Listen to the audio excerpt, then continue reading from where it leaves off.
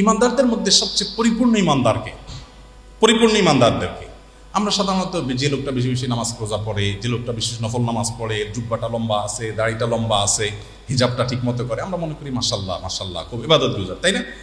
নবী করিম সাল্লাল্লাহু আলাইহি সাল্লাম বলছেন কি শুনেন, তিনি বলছেন ইন্না মিন আকমালিল মুমিনিনা ঈমানান, ইমানদারদের মধ্যে সবচেয়ে পূর্ণাঙ্গ, সবচেয়ে পরিপূর্ণ ঈমানের অধিকারী ওই ব্যক্তি যার আচরণ সবচেয়ে সুন্দর, যার আখলাক সবচেয়ে ভালো, যিনি শৃঙ্খলা সবচেয়ে মেনটেন করে।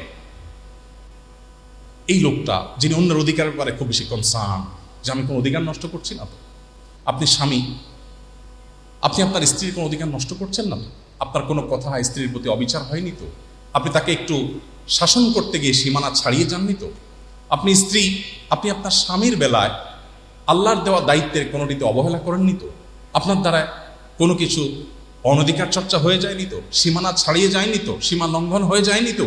এই যে একটা বোধ, আল্লাহ শপথ করে বলছি, এই বোধটাই মানুষকে প্রকৃত মুত্তাকি হওয়ার পরিচয় দেয় এবং মানুষের আসল তাকওয়ার দিকটাকে ফুটিয়ে তোলে।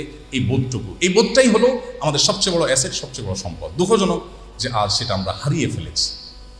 আমরা শুধুমাত্র ইবাদত বন্দেগীর গুরুত্ব নিয়ে আলোচনা করি, ইবাদত বন্দেগী করি, পুরো ধর্মটাকে বানিয়ে ফেলেছি জাস্ট ইবাদত সর্বস্ব একটা ধর্ম। আমি বলছি যে ইবাদতের মৌলিক ইবাদতগুলো ইসলামের মৌলিক কাজ, প্রধান কাজ, সন্দেহ নেই, কিন্তু আপনার ইসলামের আসল সৌরভ ছড়াবে ইবাদতের মাধ্যমে নয়, আপনার ইসলামের সৌরভ ছড়াবে আখলাকের মাধ্যমে। কিয়ামতের ময়দানে আপনার আমলের পাল্লাকে ওয়েটফুল করবে ইবাদত নয়, আপনার আচরণ। সো আপনাকে আচরণের ব্যাপারে স্পেশাল কেয়ার না নিলে আপনি যত ইবাদত বন্দেগী করেন, আমি আমার কোরআন হাদিসের ক্ষুদ্র জ্ঞানের আলোকে বলতে পারি, আপনি কখনো আল্লাহর খাতায় ভালো মুসলিম হতে পারবেন না। এই জন্য আমাদেরকে আখলাকের অধ্যায়টি বারবার পাঠ করতে হবে। আখলাকে নববীর ধারণ করার জন্য আমাদেরকে সংগ্রাম চালাতে হবে, নিজের বিরুদ্ধে নিজেকে সংগ্রাম চালাতে হবে। আমার আচরণকে সুন্দর করতে হবে। কেন আমি দুর্ব্যবহার করব? কেন আমি খারাপ আচরণ করব? কেন একটা মানুষের অধিকারকে নষ্ট করব? কেন আমি শৃঙ্খলার খেলাফ কোনো কাজ করব? কেন আমি ডিসিপ্লিন পরিপন্থী কোনো কাজ করব? আমাকে কেন পাহারাদারি করতে হবে? আমার জন্য কেন আবার পুলিশ নিয়োগ দিতে হবে? বা পুলিশের ভয়ে কেন আমাকে খারাপ কাজ ছাড়তে হবে? কেন সিসি ক্যামেরা থাকলে আমি ভালো আর না হলে আমি খারাপ হয়ে যাব?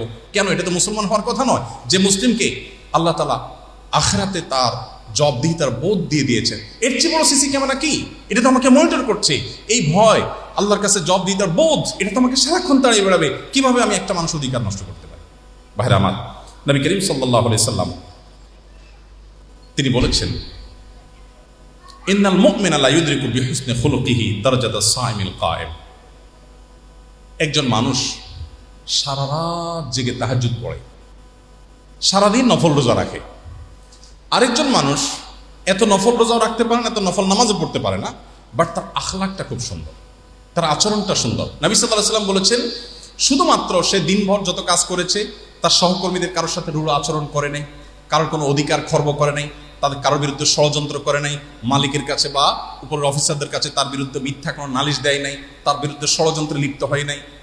এই যে সে খুব দায়িত্বশীল আচরণ করার চেষ্টা করেছে, আল্লাহর ভয়ে তার অন্তরে তাকে জাগ্রত ছিল, সবসময় তাকে পাহারাদারি করেছে, এবং এর ফলশ্রুতিতে এই লোকটা সারাদিন স্বাভাবিক কাজ কাম করেছে। তিনি অ্যাজ এ ডক্টরি করেছেন, ইঞ্জিনিয়ার কাজ করেছেন, শিক্ষকতা করেছেন, ছাত্র পড়ালেখা করেছেন, বাট তার সারা দিনের মধ্যে তিনি খুব সিরিয়াস ছিলেন যে কারোর অধিকার নষ্ট হবে না, আখলাকের ব্যাপারটাতে খুব দায়িত্বশীল থাকবেন, কনসার্ন থাকবেন। এই লোকটাকে আল্লাহ রাব্বুল আলামিন, ওই যে আরেকটা লোক যিনি সারাদিন রোজা রেখেছেন, সারা রাত তাহাজ্জুদ পড়েছেন, ওই সারাদিন রোজা রাখা এবং সারা রাত তাহাজ্জুদ পড়া মানুষের সমান মর্যাদা দিবেন তার স্বাভাবিক জীবনে, শুধুমাত্র তার আখলাকটাকে ভালো রাখবার জন্য। ইচ্ছে সুন্দর কি?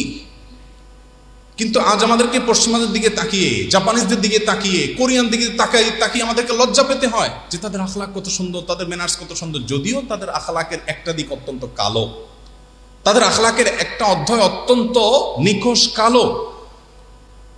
তারা একটা বিড়ালের জন্য হসপিটাল করে, তারা কুকুরের জন্য হোটেল করে, কোনো গর্তে কোনো বিড়াল পড়ে গেলে সেটা উদ্ধারের জন্য সৈনিক চলে যায়, হেলিকপ্টার নিয়ে চলে যায়। তাদের অনেক সামাজিক সৌন্দর্য আছে, but in the same time তারা ফিলিস্তিনে নিরীহ মানুষদের হত্যায় নীরব দর্শকের ভূমিকাও পালন করে।